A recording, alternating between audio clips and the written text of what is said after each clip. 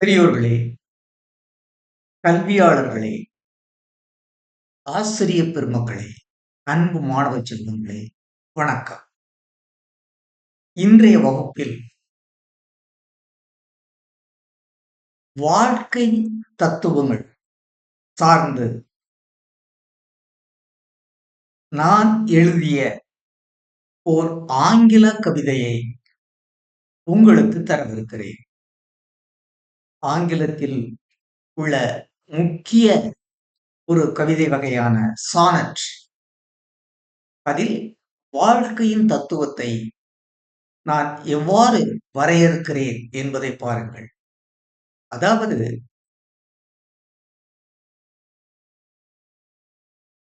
நம்மை பெற்ற தாய் கடவுள், தாய் கடவுள் இந்த இருவரில் யார் உயர்ந்தவர் என்பதுதான் என்னுடைய வாதம். பாருங்கள், என்னுடைய வாதத்தை நான் எவ்வாறு வைக்கிறேன், கடைசியில் என்ன தீர்ப்பு நான் கூறுகிறேன் என்பதை அமைதியாக பாருங்கள். ஆங்கிலத்தில் எழுதியிருக்கிறேன். ஒவ்வொரு வரிக்கும் நான் தமிழில் உங்களுக்கு விளக்கம் தருகிறேன். பாருங்கள்.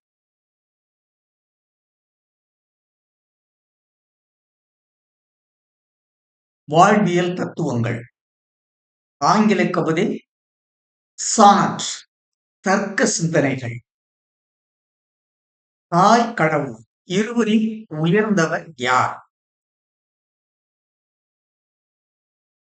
படக்காட்சி 318, நாள் 17/11/2024.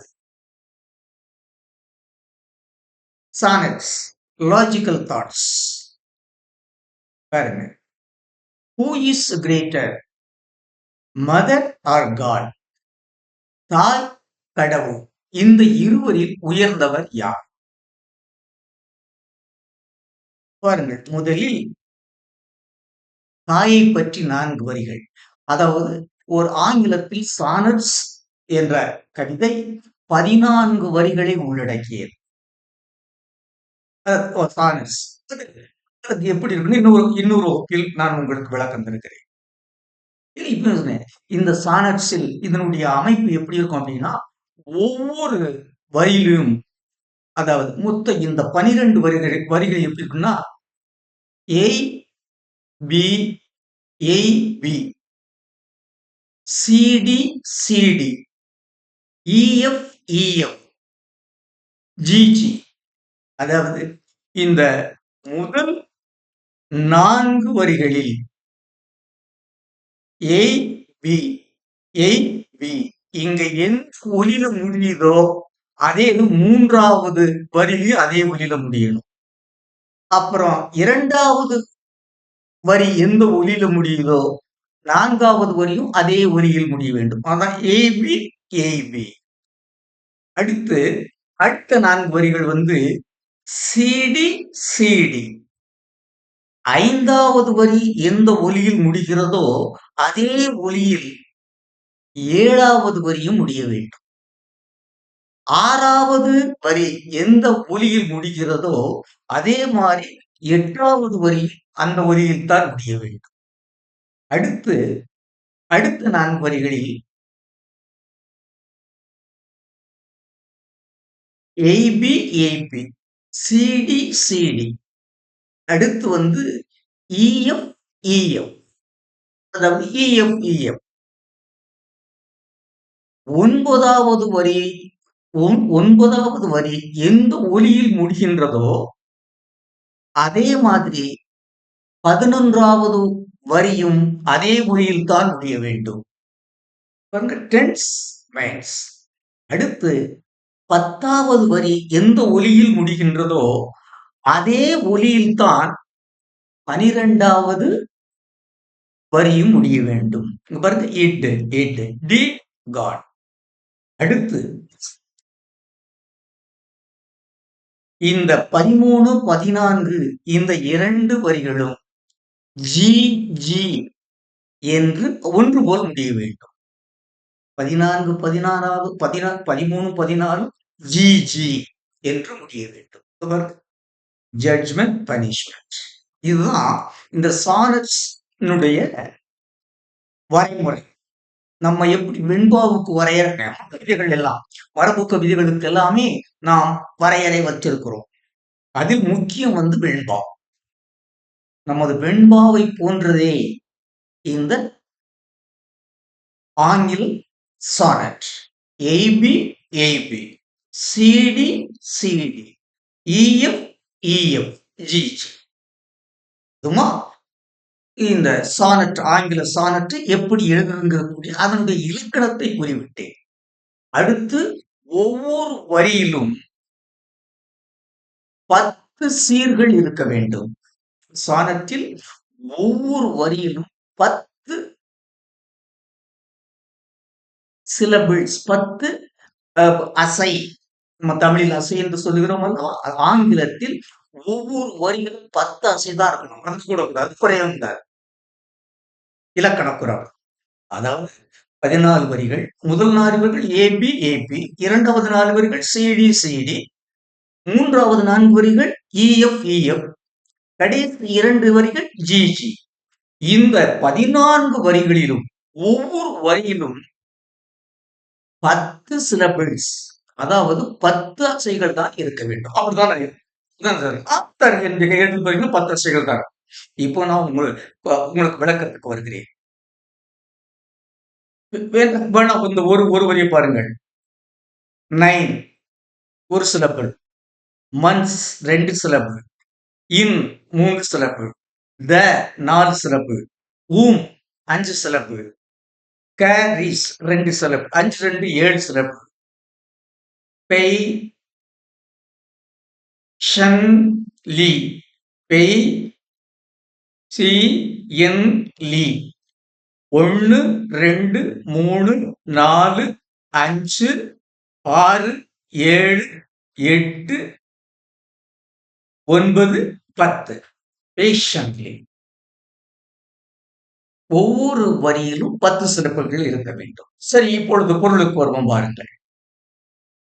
9 months in the womb, carries patiently, feeds milk coupled with love and affection, imparts due moral values sincerely, lives for kids with matchless dedication. 4 வரிகள் தாயை பற்றி கூறுகிறேன் பாருங்கள். முதல் வரி, 9 months in the womb, carries patiently. 9 மாதங்கள் பொறுமையுடன் கருவில் சுமக்கின்றாள் தாய். Feeds milk coupled with love and affection. அன்பையும் நேசத்தையும் பாலுடன் கலந்து ஊட்டுகிறாள். அன்பையும் நேசத்தையும் பாலுடன் கலந்து ஊட்டுகிறாள். Feeds milk coupled with love and affection. அந்த பால் ஊட்டும் போதே அன்பையும் நேசத்தையும் அதோடு கலந்து ஊட்டுகிறாள் தாய். 3, imparts due moral values sincerely. ஒரு குழந்தைக்கு, தான் பெற்ற குழந்தைக்கு எந்த அறிவியல் அறச்சிந்தனைகளை, அறம் சார்ந்த பண்புகளை பொறுப்போடு தருகின்றாள். அறம் சார்ந்த அறப்பண்புகளை பொறுமையுடன் தருகிறாள். 3, imparts due moral values sincerely. அறப்பண்புகளை பொறுமையுடன் தருகிறாள். அடுத்து, lives for kids with matchless dedication. அதாவது ஈடு இணையற்ற தியாகத்துடன் தன்னுடைய குழந்தைகளுக்காகவே வாழ்கிறாள். Lives for kids with matchless dedication.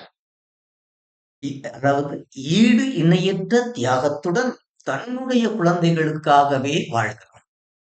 4 வரியில சொல்லியிருக்கேன். 9 மாதம் கருவில் சுமக்கின்றாள். அன்பையும் நேசத்தையும் பாலுடன் கலந்து ஊட்டுகிறாள்.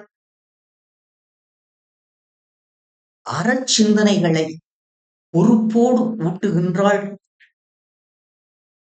ஈடு இணையற்ற தியாகத்துடன் தன் குழந்தைகளுக்காகவே வாழ்கிறாள்.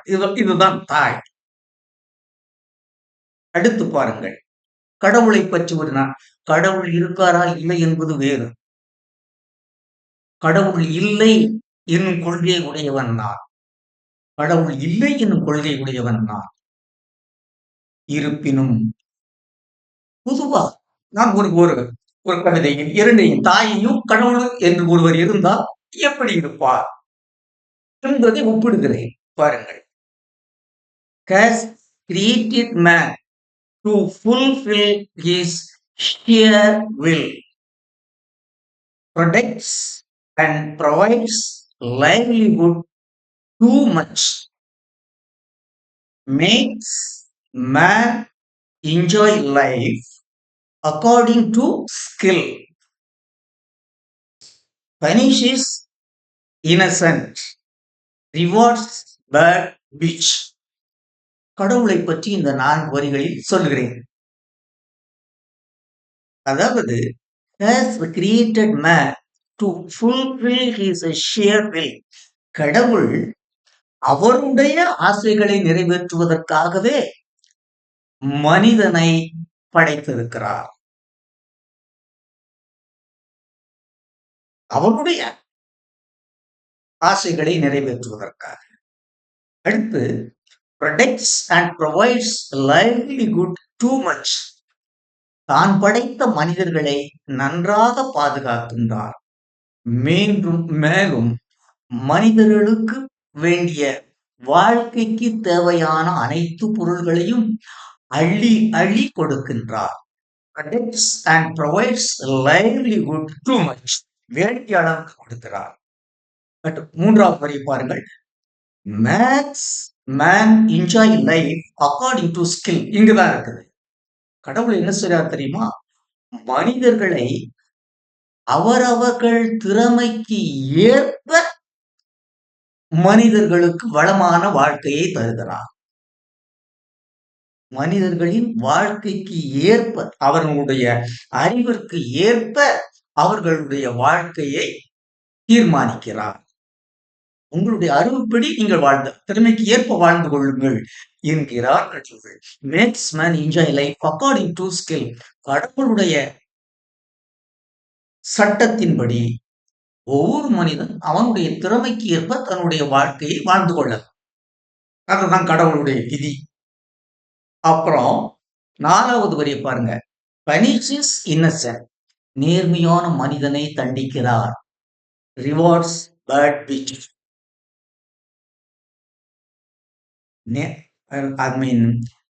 நியாயமற்ற நீதியற்ற மனிதர்களை நல்லபடியாக வாழச் செய்கிறார். ரிவார்ட்ஸ் அவர்களுக்கு நேர்மையற்ற மனிதர்களுக்கு பரிசளிக்கிறார். நேர்மையான மனிதர்களை தண்டிக்கிறார். நேர்மையற்ற மனிதர்களுக்கு பரிசளிக்கிறார். Punishes innocent, rewards bad bitch. நேர்மையான மனிதர்களை தண்டிப்பதும் நேர்மையற்ற மனிதர்களுக்கு அள்ளி வழங்குவதும் கடவுளுடைய இயல்பு. அதுதான் அந்த 4 வரி. Has created man to fulfill his sheer will. தன்னுடைய ஆசைகளை நிறைவேற்றுவதற்காகவே கடவுள் மனிதனை படைத்திருக்கிறார். Protects and provides livelihood too much. மனிதனை, தான் படைத்த மனிதனை பாதுகாத்து அவனுக்கு வேண்டிய வாழ்க்கை ஆதாரங்களை அள்ளி அள்ளி தருகின்றார்.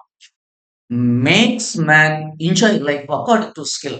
அவனவன் திறமைக்கு ஏற்ப வாழ்க்கையை நீங்கள் வாழ்ந்து கொள்ளுங்கள் என்று விட்டுவிடுகிறார். மனிதனுடைய திறமைக்கு அவனுடைய வாழ்க்கையை கடவுள் தீர்மானிக்கிறார். Punishes Innocent. நேர்மையான பாவியை தண்டிக்கிறார். Rewards bad pitch. நேர்மையற்ற கள்ளத்தனமான மனிதனுக்கு அள்ளி அள்ளி கொடுக்கின்றார். 4 வரி, 8 வரி சொல்லிட்டேன் பாருங்க. அடுத்த 4 வரி தான் என்னுடைய தீர்ப்பை கூறுகிறேன். அடுத்த 4 வரி தீர்ப்பு. Mother, the greater soul, carries, feeds, tends and treats all kids alike by word and deed. பாருங்க தாய். Mother the greater soul carries, feeds, tends and treats all its alive by word and deed. தன்னுடைய அனைத்து குழந்தைகளையும் சொல்லாலும் செயலாலும் ஒன்று போலே நடத்துகிறாள். தான் பெற்ற அனைத்து குழந்தைகளையும் சொல்லாலும் செயலாலும் எந்த ஏற்ற இறக்கமும் இன்றி ஒன்று போலே நடத்துகிறாள். பாருங்கள், carries, feeds, tends and treats. இந்த 4 எல்லா குழந்தையும் வயதுல 10 மாசம் மேல 9 மாதம் தான். 360 370 வரை அவ்வளவுதான். அந்த நாட்கள் தான் ஒரு குழந்தை கருவில் இருக்கக்கூடியது. 9 மாதங்கள் எல்லா குழந்தையையும் தன்னுடைய கருவில் சுமக்கின்றாள். எல்லா குழந்தைக்கு ஒன்று போல் பாலும் பழமும் ஊட்டுகிறாள். எல்லா குழந்தைகளும் ஒன்று போல் அரவணைக்கிறாள். கெரீஸ் சுமக்கிறது, ஃபீட்ஸ் பாலூட்டல் உணவளித்தல், டென்ஸ் அரவணைத்தல், ட்ரீட்ஸ் நடத்தல். எல்லா குழந்தைகளையும் தன்னுடைய குழந்தைகளை சொல்லாலும் செயலாலும் ஒன்று போலே நடத்துகிறாள். இது தாய். கடவுளை பாருங்க, God the omnipotent divides by minds. ஆனா கடவுள் என்ன செய்யறார் தெரியுமா? தான் படைத்த மனிதர்களையே அறிவின் அடிப்படையில் பிரிக்கிறார், பாகுபடுத்துகிறார். God divides man. God the omnipotent divides by minds. அறிவின் அடிப்படையில் மனிதர்களை துண்டாடுகிறார்.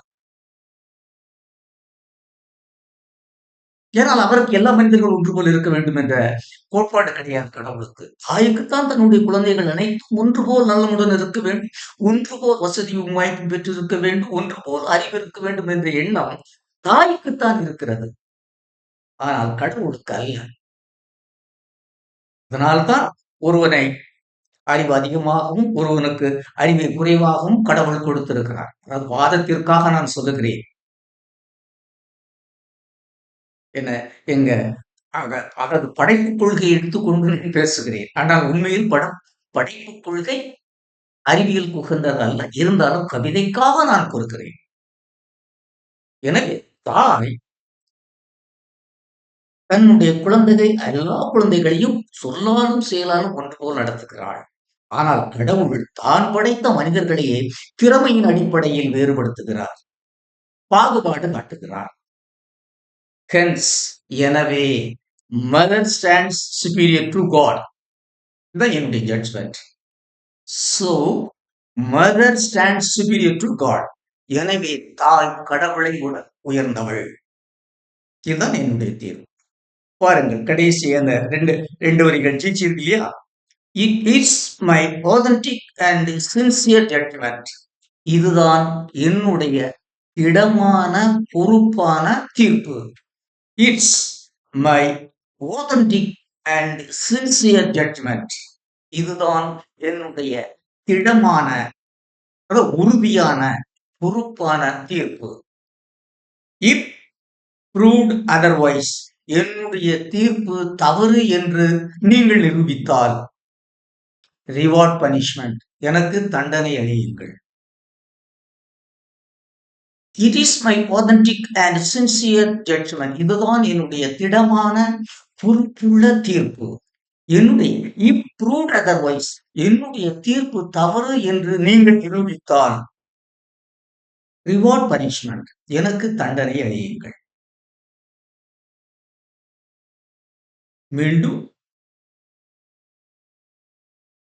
மீண்டும் சானட்ஸை ஒரு முறை. 9 months in the womb, carries patiently, feeds milk coupled with love and affection, imparts due moral values sincerely, lives for kids with matchless dedication.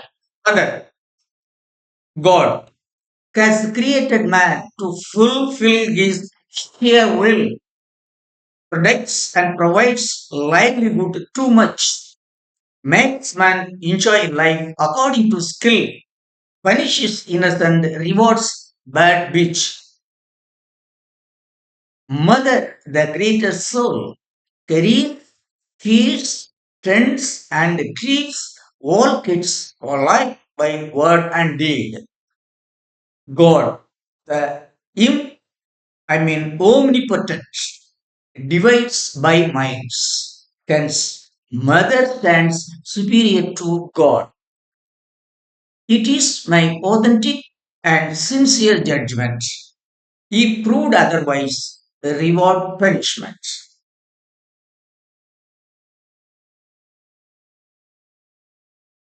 பெரியோர்களே, கல்வியாளர்களே, ஆசிரிய பெருமக்களே, என் உயிரினும் மேலான என்னுடைய பேரக்குழந்தைகளாகிய மாணவ செல்வங்களே, ஒரு சானட் என்னுடைய சானட்டில் முதல் முதல் சானட் இதுதான். Who is greater, mother or God?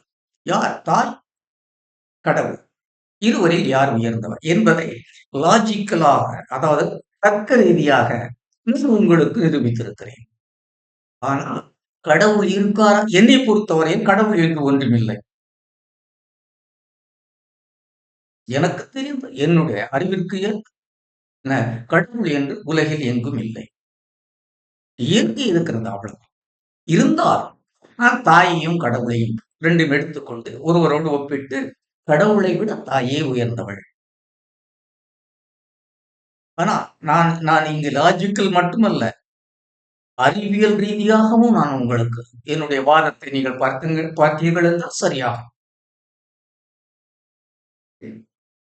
பெரியவர்களே, கல்வியாளர்களே, ஆசிரியர் பெருமக்களே, இதுதான் இந்த என்னுடைய ஆங்கில கவிதையான சானட். ஒரு சானட்டில் 14 வரிகள் இருக்க வேண்டும். அது எப்படி இருக்க வேண்டும்? AB AB, CD CD, EF EF, GG என்று 14 வரிகள் இருக்க வேண்டும்.